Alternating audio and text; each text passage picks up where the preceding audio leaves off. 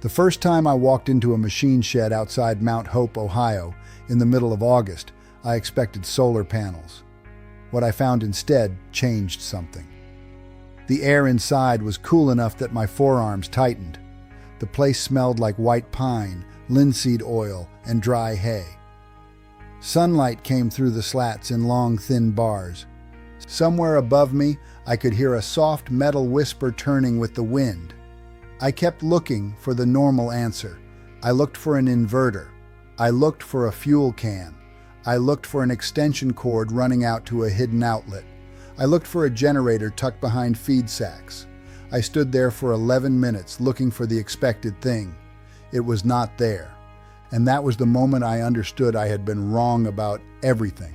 The thing doing the work was sitting on the roof where most people never look twice. Not a solar array, not a diesel backup, not a glamorous machine, just a roof ventilator, a plain cap, a shaft, and a tiny charging circuit so cheap it felt insulting.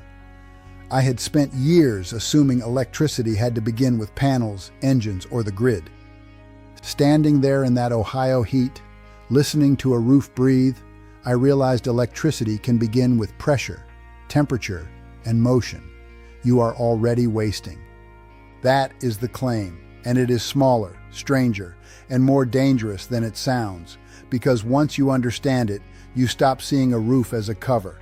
You start seeing it as a pressure machine, a heat engine, a moving stream, a place where hot air climbs, wind accelerates, metal spins, and a battery can fill without asking anyone for permission.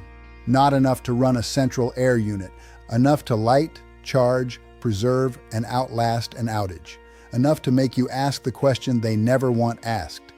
If this was always possible, why were you trained not to see it?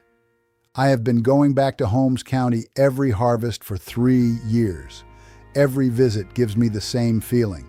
The buildings are quieter than they should be. The roofs are busier than they look. You hear less machinery. You hear more weather. The modern house fights the season with compressors, motors, refrigerant, and monthly invoices. The old house collaborates with the season first. Then, only if needed, it adds a small machine at the end. Nobody told you.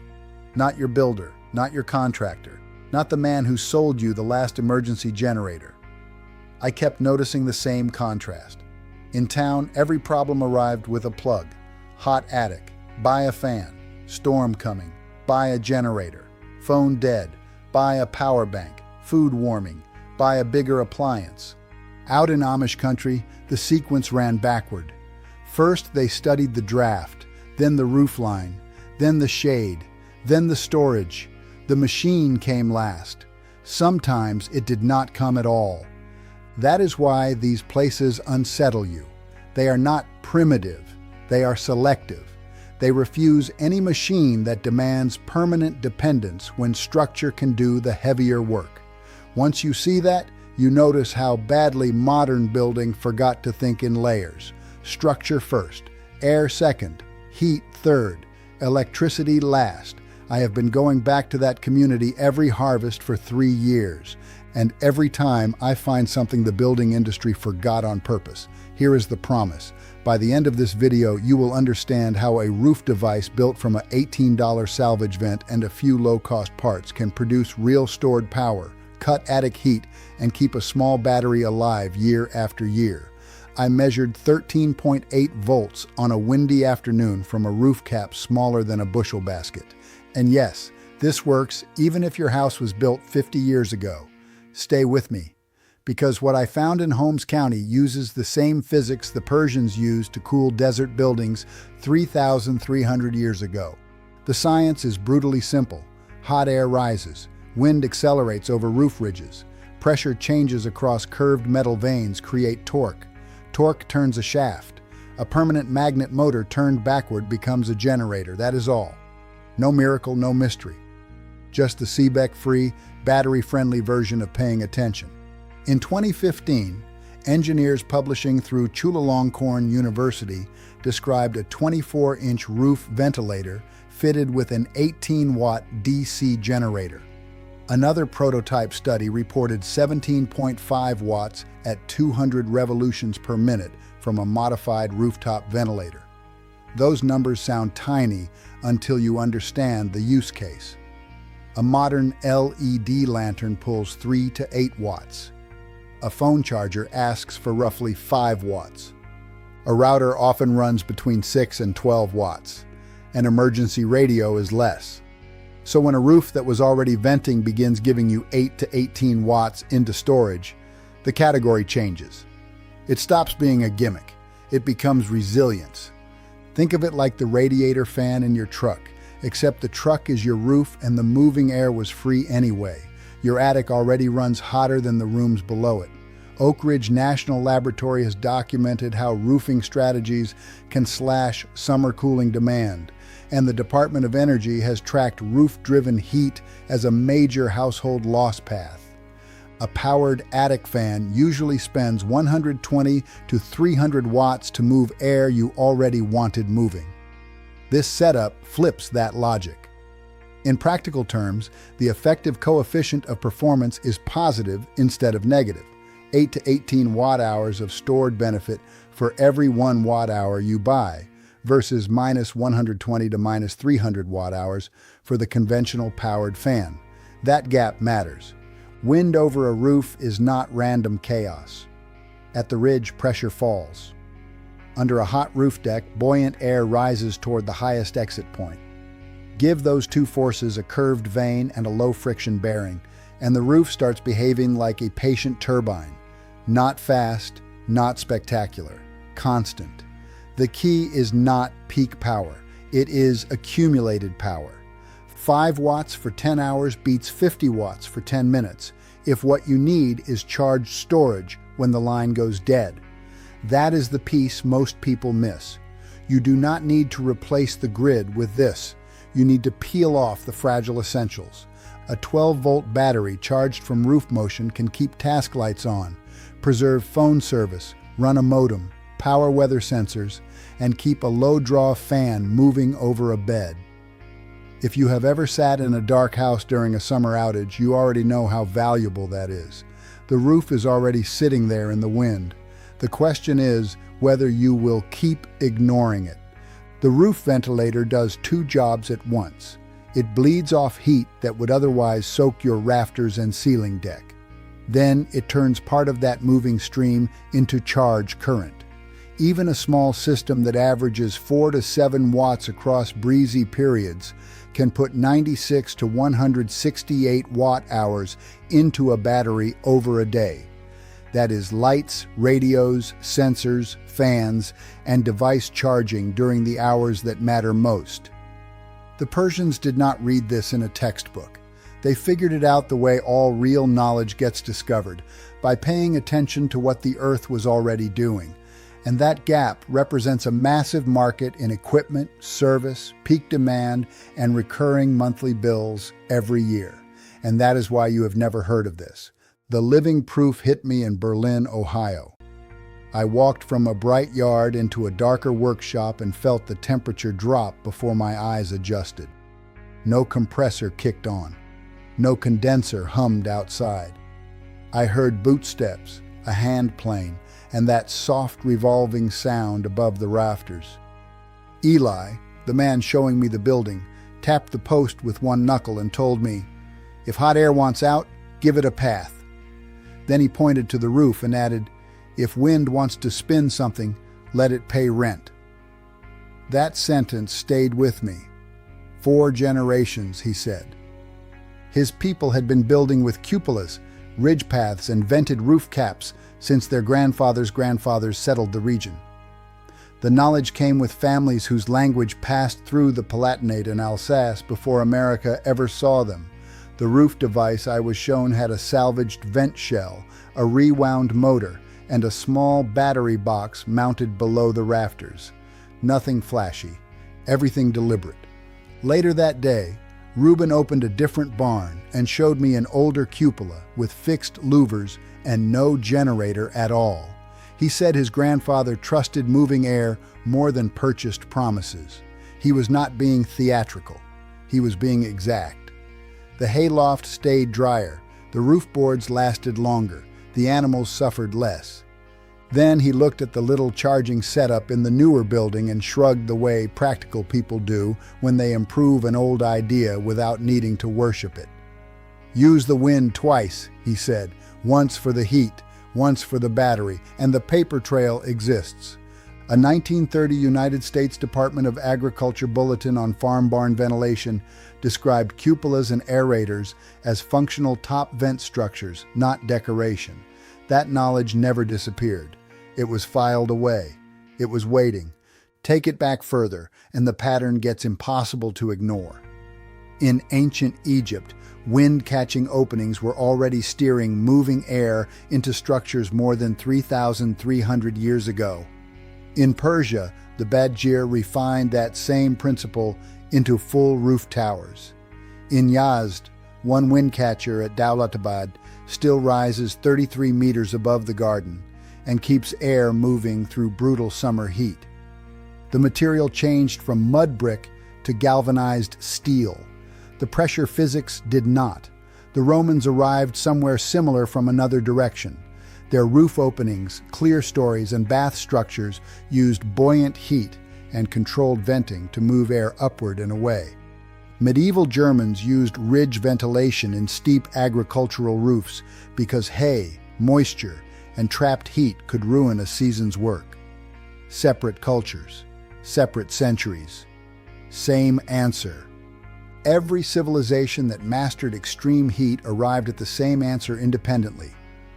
The Amish never forgot. They carried it from the Palatinate to Pennsylvania 260 years ago and kept building it because it worked and because they never needed anyone's permission to do what made sense.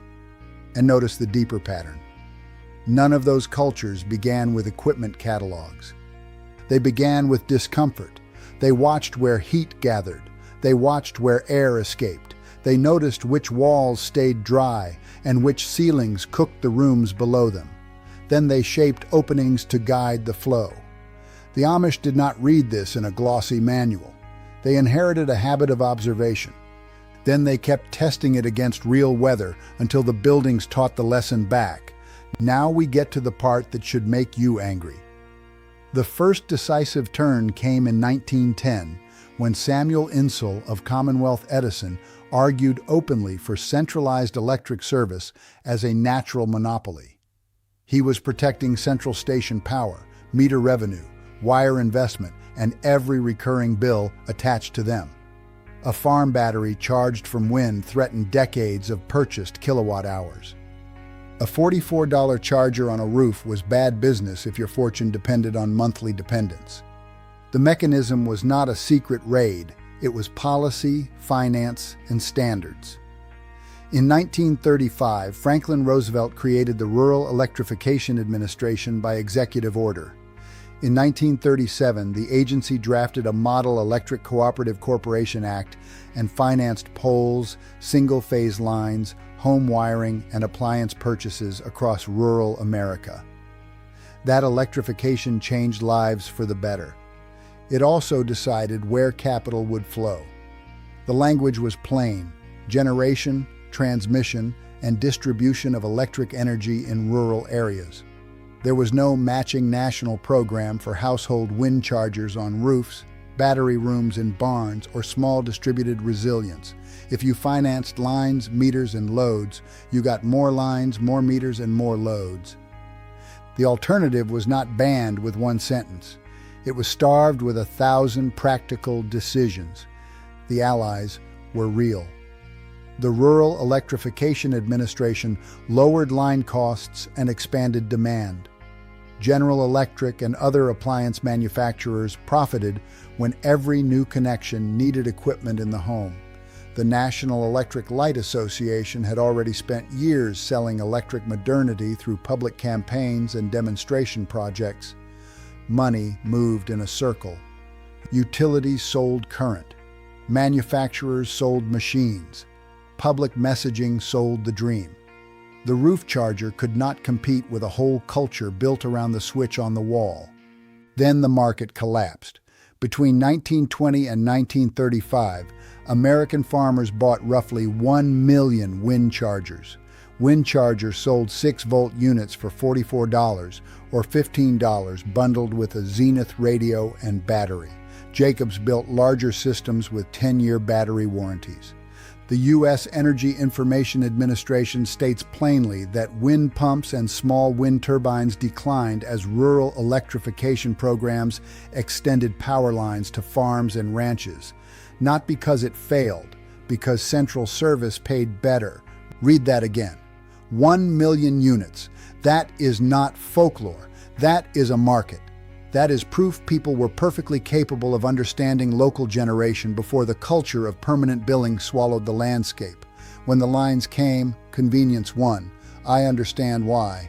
Flip a switch and the room obeys. But convenience has a hidden cost when it erases memory. Within a generation, the roof charger became a relic, then a joke, then something your grandfather supposedly imagined. That knowledge never disappeared. It was written out of the manual. It was waiting. An entire field of knowledge disappeared from farm catalogs, engineering curricula, and building practice, not because it failed, because it was not profitable. And the continuation is not ancient history. In its own 2015 review, the Edison Electric Institute bragged that it partnered with First Solar and the Brattle Group to promote utility-scale solar over rooftop solar while supporting efforts around fixed charges and net metering fights. In Florida in 2022, HB 741 would have let utilities recover lost revenue linked to customer-owned renewable generation. Utility Dive reported that Governor Ron DeSantis vetoed it after public backlash, and the bill had investor-owned utility support. The motive was obvious. Every kilowatt-hour you make or avoid is one that never gets billed. The electric power business in America is worth hundreds of billions of dollars a year. Every alternative installed is a little unit of dependency that never gets sold back to you. Now, if you already own a house and you're thinking this only applies to people starting fresh or with land, stay with me, because this next part is specifically for you. You don't need to rip out your existing system or buy equipment. You need one thing they already have or can easily get: a roof, a battery, and a weekend. Here is the blueprint I wish somebody had handed me years ago. Start with a 24-inch roof turbine vent, either new or salvaged, mounted near the ridge on a roof with at least a 4 to 12 pitch. If you find one at a farm auction for $18 to $28, buy it. If you buy new, expect $48 to $72. Under that vent, mount a small permanent magnet DC motor or a NEMA 23 stepper used as a generator. Keep the shaft run short. 6 to 9 inches is ideal. Longer shafts wobble, eat bearings, and waste wind. Use a 1/8 inch aluminum plate as the motor bracket. Use EPDM rubber isolation washers so the mount does not buzz through the roof framing.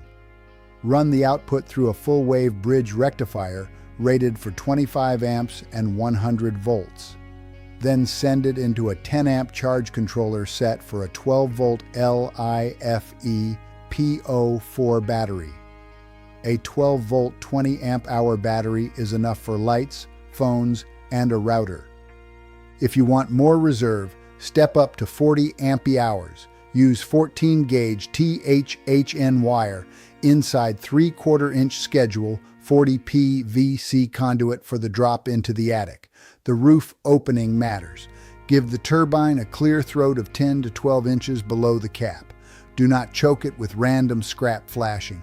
Seal the base with butyl tape and high-temp roofing sealant. Keep the motor body at least 18 inches below the hottest roof deck if you can. Heat is the enemy of magnets and bearings.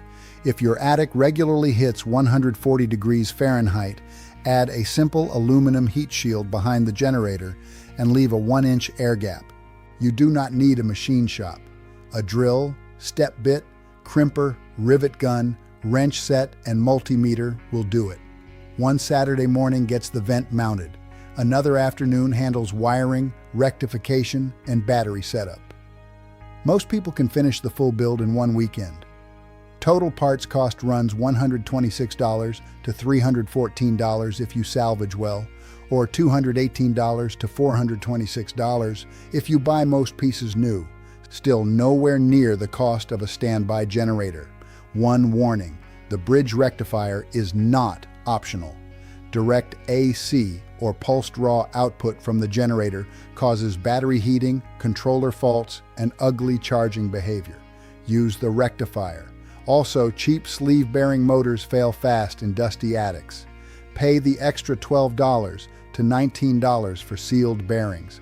That is money well spent. On a 95-degree day with steady 14 to 18 miles per hour wind, this setup will usually do two useful things at once. It will cut attic heat by several degrees and produce enough charging current to hold a small battery in the 13.2 to 14.4 volt range. On gusty storm days, brief output peaks can climb much higher. That is when the battery quietly fills while everyone else is searching for fuel. Placement matters more than people think. Put the unit where the roof actually breathes. Ridge locations win because hot air is already climbing there. Avoid valleys, tall trees right at the eave line, and dead air pockets behind second-story walls. If your prevailing summer wind comes from the southwest, you want the cleanest exposure possible on that run. If your roof is chopped into dormers and setbacks, use the section with the longest uninterrupted ridge. Simpler airflow, better spin. You can also build the system in stages. First weekend, install the vent and verify airflow with a smoke pencil or a strip of light cloth. Second weekend, couple the generator and meter the output across several wind speeds. Third weekend, connect storage and loads. That staged approach matters because it teaches you what each layer is doing. You stop treating the roof as a mystery surface and start treating it like working equipment. Once you learn that, a lot of other building lies become hard to believe. Maintenance is light. Inspect blades once a season. Check fasteners once a year. Replace the sealed bearings every 4 to 6 years if you hear roughness. Keep the battery above freezing. That is it.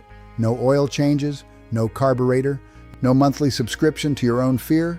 Your conventional backup system costs $6,800 to $14,400 to install, $22 to $61 per month to maintain or test, and lasts 10 to 15 years before it ends up in a landfill. This costs $126 to $426 total. It lasts 15 to 25 years. Your choice.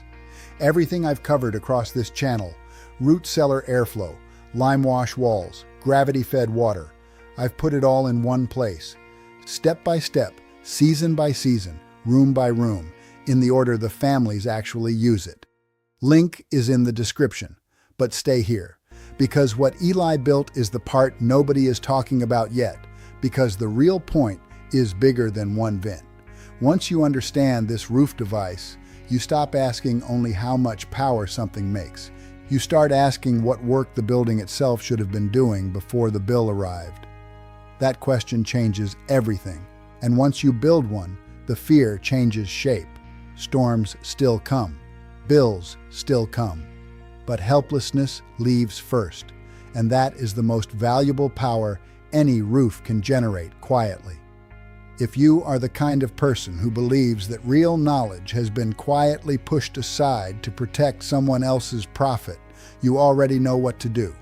Hit subscribe, not for me, for what comes next.